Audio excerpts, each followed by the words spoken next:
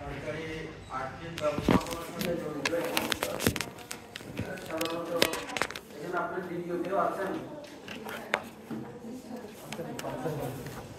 Sir অনেকগুলা ভিডিওর এই দায়িত্ব কে কে পালন করছেন? আপনারা কেউ আছেন এখানে?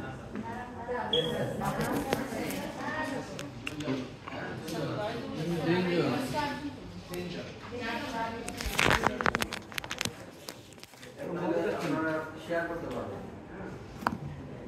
আপনি কোন প্রতিষ্ঠানে মানে স্পোর্টের আঞ্চলিক অফিস না আঞ্চলিক কোথায় এটা? আপনার ফান্ড কত টাকা ফান্ড? হ্যাঁ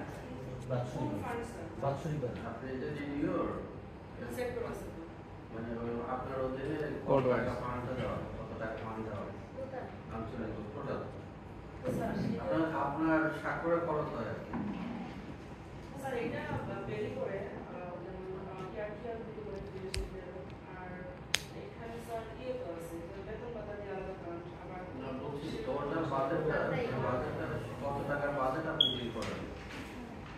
স্যার ডিসেম্বর পর্যন্ত আমাদের একটা বাজেট দেয় 13 লাখ সামথিং 13 লাখ টাকা খরচ করেন।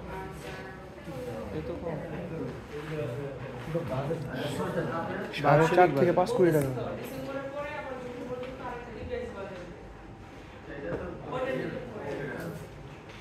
ভিডিও মেইন রেসপন্সিবিলিটি হচ্ছে তার অধীনে ফান্ড থাকে। যিনি ভিডিও হবেন তার নিয়ন্ত্রণে একটা ফান্ড থাকে, গভর্নমেন্ট ফান্ড। যে ফান্ডের সমস্ত দায়িত্ব হ্যাঁ কিভাবে খরচ হচ্ছে কিভাবে খরচ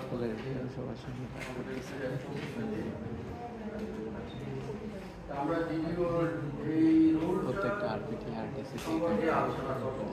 মহাসিক্রেট কেউ কাউকে জানানো যাবে না কেশিয়ার জানাবে আর কেশিয়ার ট্রেনে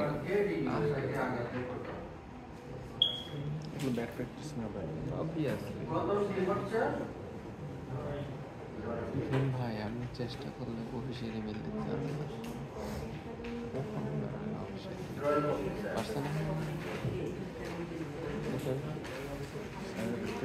স্যার পাইকি পাসপোর্টে খাই দিচ্ছি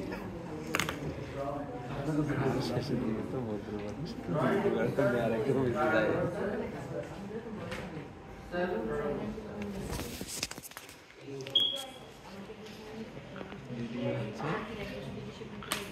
আমরা সবাই শেয়ার করি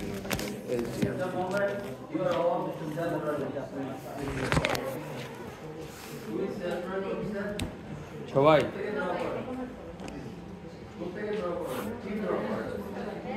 বেতন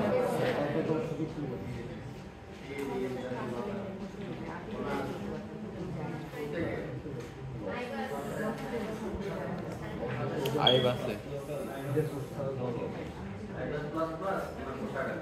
আইবা কোষাগার আইবাস প্লাস প্লাসের মাধ্যমে আইবাস একটা মাধ্যম মাধ্যম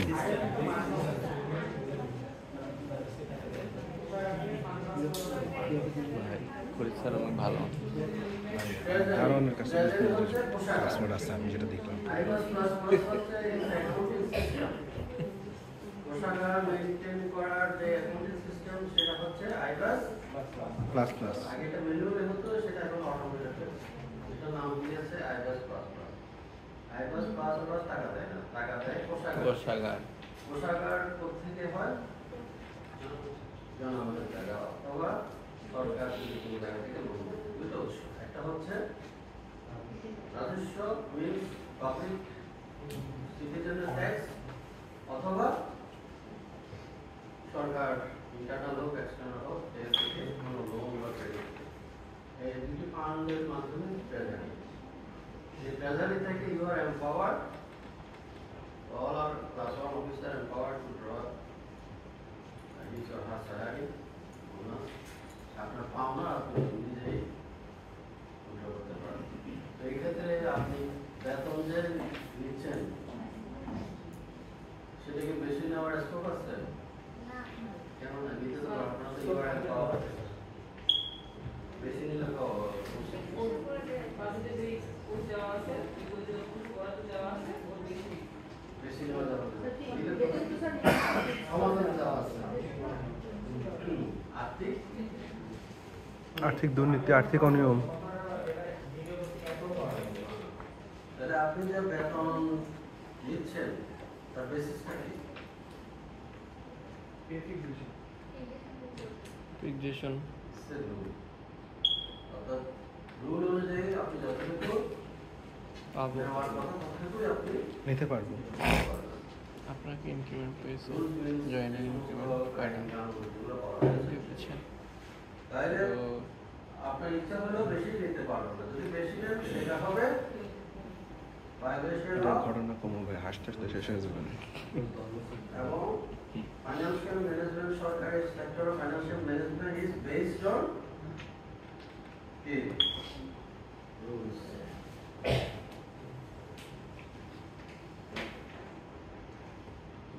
সরকারি সেক্টরে financial management is based on rules based financial system. যে রুলস এবং রেগুলেশন যদি আপনি নিজের মধ্যে অ্যাপ্লাই করেন সেটা হবে অনিয়ম, এবং সেটা অডিটের ভাষায় সেটাকে বলা হয় কাঠামো।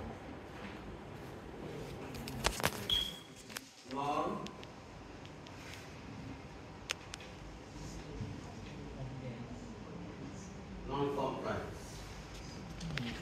অডিটের ভাষায় সেটাকে বলা হয় নন compliance. meaning you did not follow the rules. এবং ব্যুরোক্রেসি আমরা যা শিখাচ্ছি এই ট্রেনিং এর ফাউন্ডেশন ট্রেনিং এর one of the major focus হচ্ছে সরকারি ব্যবস্থাপনা, গভর্নমেন্ট ম্যানেজমেন্ট কিভাবে চলবে সেটা বেসড অন নন কমপ্লায়েন্স। আমরা তো চলে রুলসের উপর। রুলস যদি ভায়োলেট করে সেটা হবে অনিয়ম। নন কমপ্লায়েন্স। আপনি বেশি নিতে পারেন, বাট এটা যদি কোনো সময় রুলস বিপরীত হয় তাহলে সেটাকে ফেরত দিতে হবে।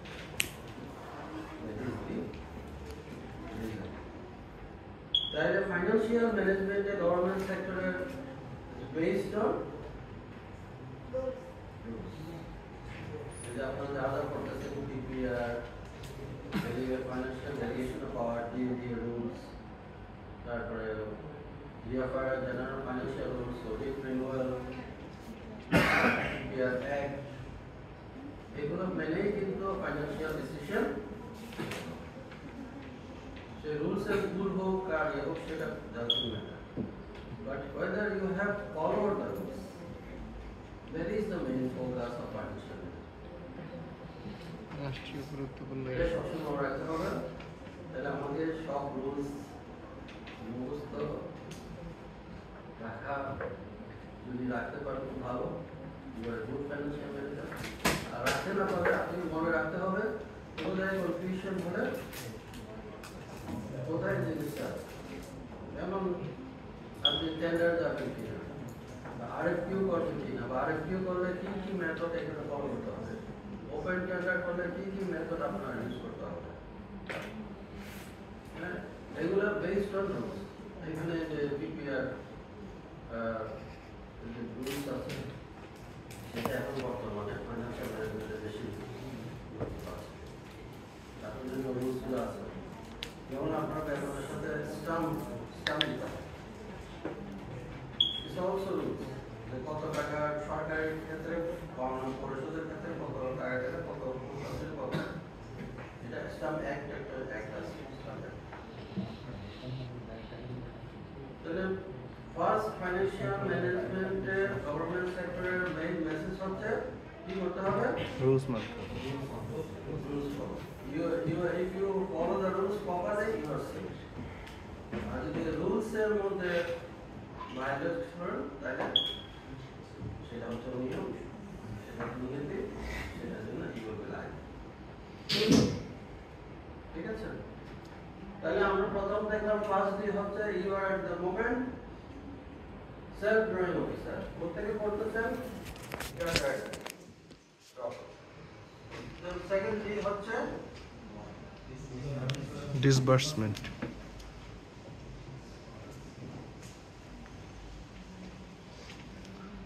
ডিসবার্সিং অফিসার ড্রয়িং ভিডিও মানে কি ড্রয়িং এর বিভিন্ন এই ক্ষমতাকে আঞ্চলিক কেন্দ্রের প্রধান তিনি কি করছেন খরচ করছেন কি কোথায় কোথায় খরচ করেন আপনি বলেন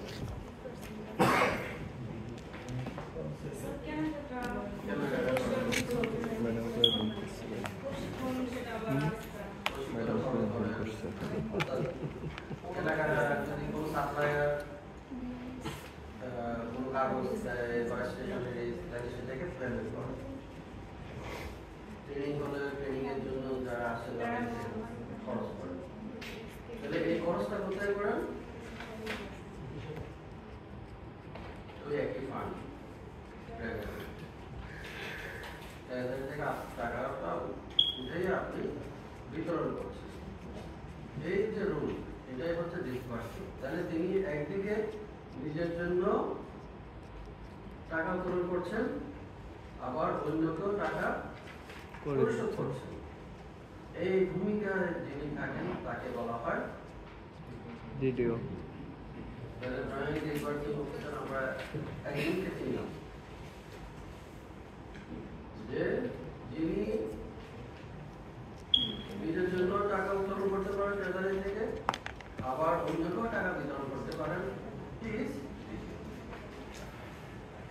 আর ধরনের ভিডিও এখন আপনার ভিডিও কোনো কারণে অফিসে নাই বা ছুটিতে গেছে অথবা লম্বা ছুটিতে গেছে তখন এই দায়িত্বকে পালন করবে স্যার সেক্ষেত্রে রেডুকেশন দূর করতে আমাদের ভারপ্রাপ্ত বিশেষ করে এক মাসের পর তাহলে তো ভিডিও কামড়িত হবে প্রতিষ্ঠান চালানোর জন্য তখন এটা হচ্ছে ফাইন্যান্সিয়াল ডেলিগেশন অফ পাওয়ার অনুযায়ী দ্বিতীয় দায়িত্ব প্রথম শ্রেণীর যে কোনো কর্মকর্তাকে ডেলিগেট করা সাময়িক ডেলিগেটেড তাহলে যখন আপনি ডেলিগেটেড পাওয়ার পাবেন ডিডিও রুলে যাবেন তখনও কিন্তু আপনাকে ডিডিও হিসেবে দায়িত্ব পালন করতে হবে বাট মাইন্ড এই দায়িত্ব অন্যান্য দায়িত্বর মতো নয় এখানে দায়িত্বটা নেওয়ার আগে ফর্মালিটিস আছে অফিস অর্ডার কারণ আপনার স্বাক্ষর যখন ট্রেজারি ফান্ড পরিচালনা হবে পেমেন্ট হবে এর জন্য এটা প্রপারলি অফিসিয়াল অ্যাপ্রুভালের মাধ্যমে ফর্মাল প্রসেসের মাধ্যমে ভিডিও দায়িত্ব দেওয়া অন্যান্য দায়িত্ব আপনি দিয়ে দিতে পারেন কিন্তু ভিডিও দায়িত্ব দিতে হলে কাউকে মৌখিক নির্দেশের মাধ্যমে কাউকে ভিডিও দায়িত্ব দেওয়া সেটা আপনি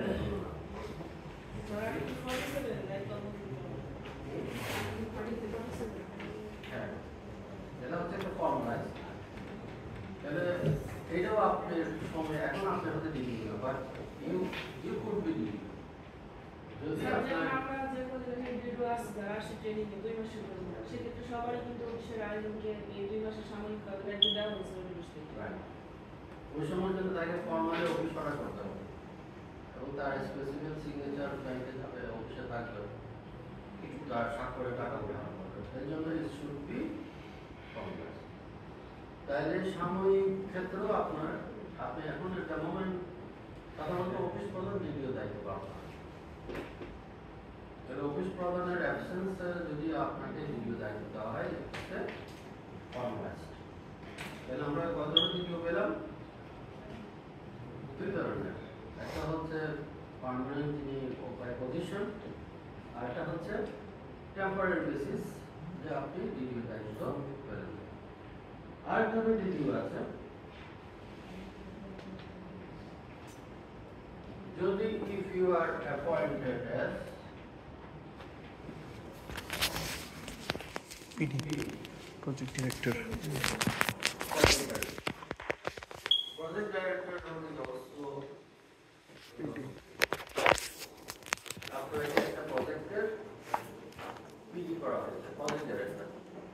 তখন কিন্তু আপনার আন্ডারে একটা ফান্ড থাকে সরকারি 10 কোটি 5 কোটি মাসে কোটি, তাহলে তখন আপনি ওই প্রজেক্টের জন্য তাহলে project director is also because তার অধীনে একটা ফান্ড ট্রান্সফার করা। তাহলে তিন ধরনের আমরা ডিপিউ দেখলাম, একটা হচ্ছে তিনি অফিস প্রধান, তিনি ডিপিউ, আরেকটা হচ্ছে ডেলিগেশনের মাধ্যমে ডিপিউ, আরেকটা হচ্ছে আপনি যদি পিজি হন you have the role of এবং এই ডিপিও যে ট্রেজারি থেকে টাকা উঠাবে এবং খরচ করবে সেই ট্রেজারি পরিচালনার জন্য একটা ট্রেজারি রুলস আছে। আমি বলেছি financial management is based on rules, এটা হচ্ছে সেই ট্রেজারি রুলসের একটা বিরাট বলি। ব্রিটিশ আমলে করা, বাংলা অনুবাদ করা হয়েছে, এখন চলছে, মাঝে মধ্যে একটু একটু কারেকশন হয়, বাট বেসিক ট্রেজারি রুলস এটা হচ্ছে এই ব্রিটিশদের করা। সেই ট্রেজারি রুলসের দুটা পার্ট, একটা পার্ট হচ্ছে ট্রেজারি রুলস আর একটা পার্ট হচ্ছে সাবসিডিয়ারি রুলস। ট্রেজারি রুলসকে সংক্ষেপে বলা হয় টিআর, আর এসআর এর নাম শুনেছেন?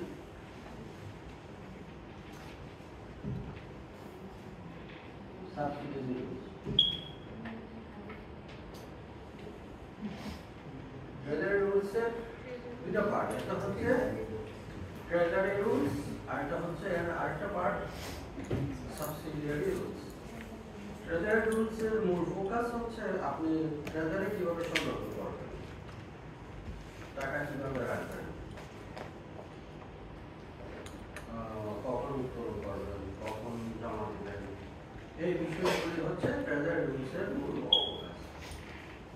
আর সাবসিডিয়ারি রুলসের মূল ফোকাস হচ্ছে বিল সংক্রান্ত, আপনি কিভাবে বিল অনুমোদন করবেন, বিল পাস করবেন, কিভাবে ডকুমেন্ট সংরক্ষণ রাখবেন, এগুলো হচ্ছে ভুল হলে কিভাবে কারেকশন করবেন, এই বিষয়গুলো হচ্ছে সাবসিডিয়ারি রুলসের অংশ।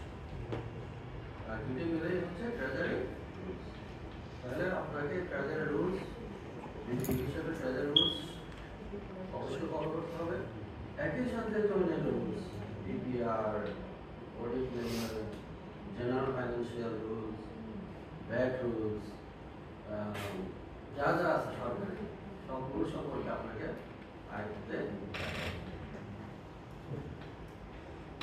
ডিডিও একটা অন্যতম ফাংশন হচ্ছে বিল পেমেন্ট করা। বিল সংরক্ষিত আইডিয়া থাকা দরকার। বিল এবং ভাউচার,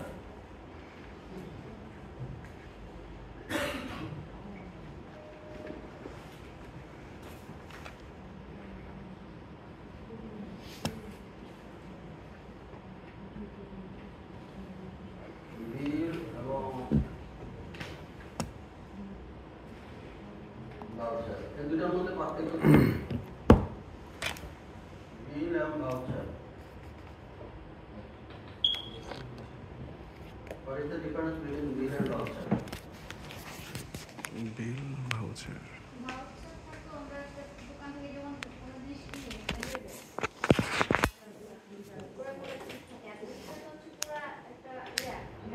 আমাদের খাবারের বিল আমরা 4,08,000 টাকা পাই, একটা বিল করে দেওয়া উচিত।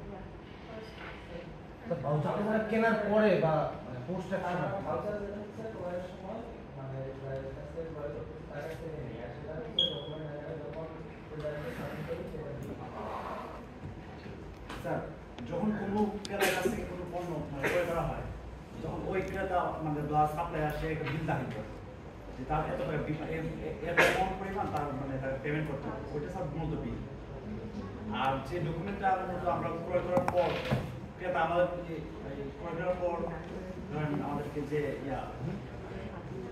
দলিল দেয়, যে একটা লিখিত ঠিক আছে, little bit confusing. Confused. We are আমরা confused. যখন রেস্টুরেন্টে যাই, খাওয়ার পরে ওইটাকে কি বলে? বিল দেন। বিল দেন। সে কি নিয়ে আসে? ভাউচার নিয়ে আসে। বিল চাই বিল নিয়ে আসে। সেই বিলে কি লেখা থাকে? চাপ একটা এত টাকা বা তাহলে বিলটা কখন আনে? খাবারের শেষে। খাওয়ার শেষে। অর্থাৎ সে সার্ভিস দিয়েছে, নাও হি ইজ ডিফল্ট। তার সার্ভিসের যে কম্পেনসেশন সেটা চাচ্ছে। দাবি করছে। আপনি মাস শেষে কি ডিমান্ড করছেন? বিল। বেতন বিল ডিমান্ড করছেন। টিএ ভ্রমণ করার পরে আপনি টিএ বিল ডিমান্ড ডিমান্ড করছে। করছেন। এই জন্য bill is some sort of legal claim.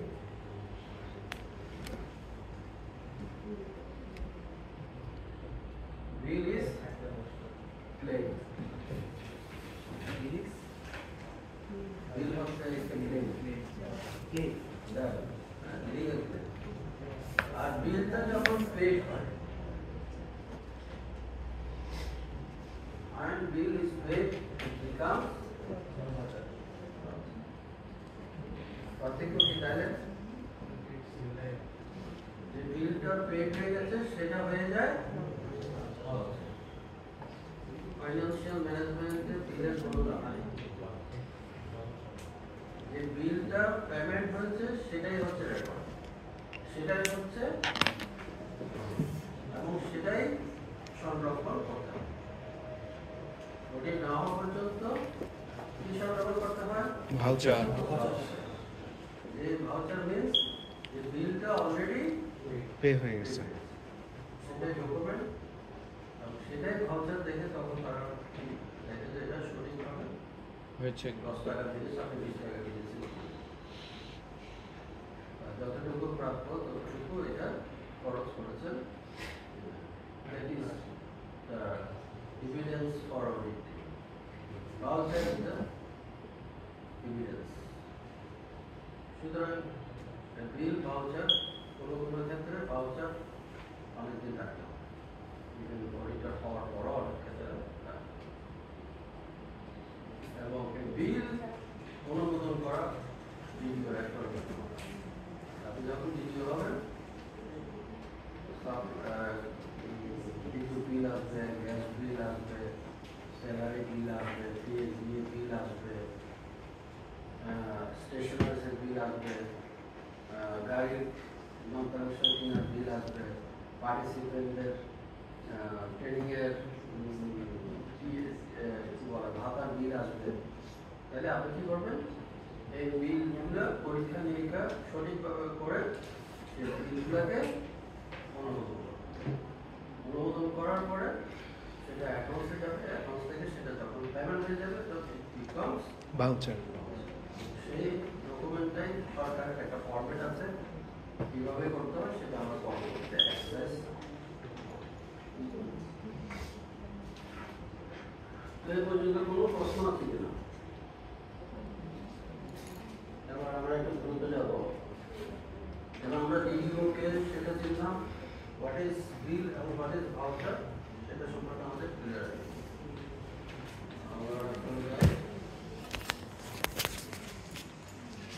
সরকারি ট্রেজারি থেকে টাকা উত্তোলনের জন্য কিছু শর্ত আছে, অর্থাৎ টাকা ব্যয়ের ক্ষেত্রে শর্ত আছে।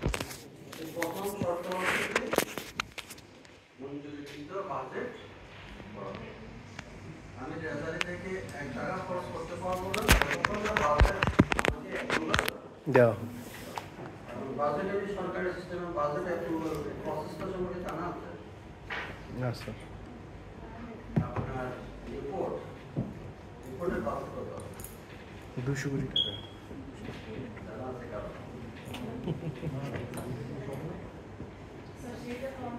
কি?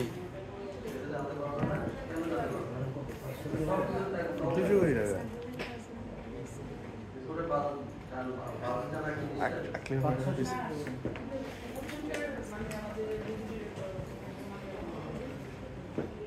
টোটাল বাজেট কত আপনি আমাকে লিখে দেন টোটাল বাজেট স্যার এটা সেকেন্ড একটু পাঠিয়ে দেবো। হ্যাঁ সেটা জানেন কিনা বলুন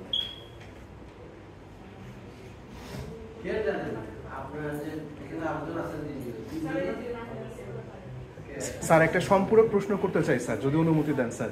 স্যার এই বিলের বিষয়টা কি স্যার কর্মকর্তাদের কাছে বা আমার অন্য কলিগদের কাছে গোপন রাখাটা কি উচিত নাকি উচিত না? যেমন ধরে আমি স্যার আমার মহাপরিচালক, আমি রিপোর্টের, তা আমি কি আমার অধস্তন কর্মকর্তাদেরকে জানাবো যে আমার টোটাল বছরের বাজেট এত টাকা, তুমি সাতক্ষীরা তোমাকে এত টাকা বাজেট দেওয়া হইলো, তুমি কুমিল্লা তোমাকে এত টাকা বাজেট হইলো, সেটা কি স্যার সবাই জানার অধিকার রাখে নাকি স্যার? এই এটা তো সিস্টেমে জানা নেই আমরা স্যার জানতে পারি না তো স্যার, এই কারণেই বললাম স্যার। তারা চেষ্টা করলে পাবে স্যার সেটা কি আমার অধিকার হবে স্যার? আপনি প্রতিষ্ঠানে কাজ করেন আপনার বাজেটটা না আপনি যে প্রতিষ্ঠানে আচ্ছা জি স্যার। আমার আপনি যে প্রতিষ্ঠানে রাইট যে কোনো নাগরিকের রাইট আমি তো আপনার রিপোর্টের পাওয়ার হতে করতে পারবো বিকজ সিস্টেম আপনার এটা সরকারি অনলাইনে পাওয়া যায় আপনি হেলথ স্বাস্থ্য দপ্তরের বাজেট কত সেখান থেকে তার স্বাস্থ্য দপ্তর অধিভুক্ত দপ্তর কয়টা আছে তাদের বাজেট কত সবাই এটা জানা উচিত, জানানো সব বাজেট আমাদের সামনে দেখাবে বাজেট কেন তার উপরে সেটা জানানো এটা আপনি সিস্টেমে আছে আপনার অনলাইনে আছে না আপনার টোটাল বাজেটের লোকেশন কত সেবা বক্সের মধ্যে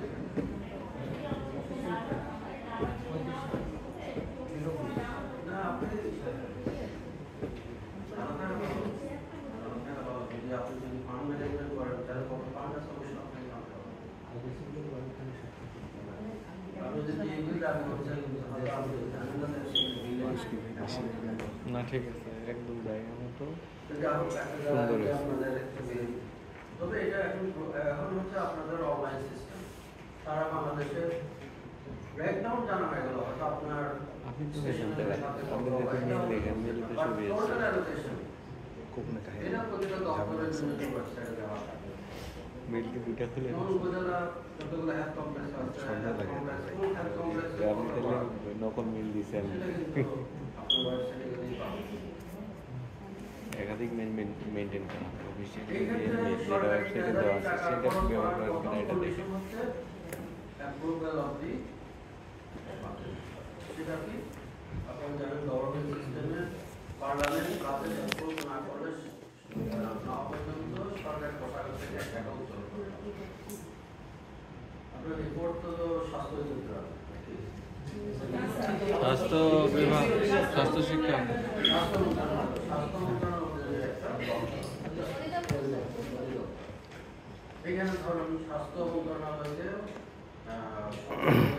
বাজেট অধিবেশনের মাধ্যমে বাজেটের মাধ্যমে 5,000 কোটি টাকা 10,000 কোটি টাকা বরাদ্দ স্বাস্থ্য মন্ত্রণালয় তবে স্বাস্থ্য মন্ত্রণালয় কি করবে এই 10,000 কোটি টাকা তার অধীনস্থ যত দপ্তর আছে তাদের মধ্যে তাদের চাহিদা এবং রিকোয়ারমেন্ট অনুযায়ী ভাগ করে